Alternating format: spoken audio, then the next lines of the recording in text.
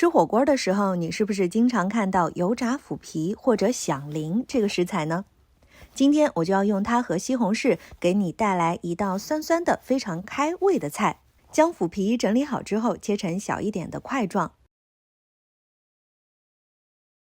锅内倒一点油，放入腐皮炸一下，炸到腐皮由透明变白、变黄、变脆就可以取出来，沥油备用了。番茄洗干净去蒂，切成小块，将它倒入油锅内翻炒一下。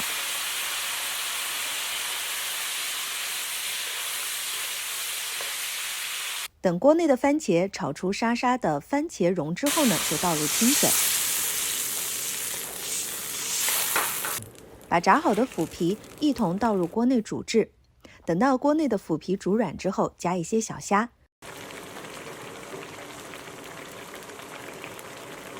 倒入生抽，加一点盐调色调味，稍微的煮一煮，煮到小河虾变色，放入一点绿色的蔬菜，煮熟就可以出锅了。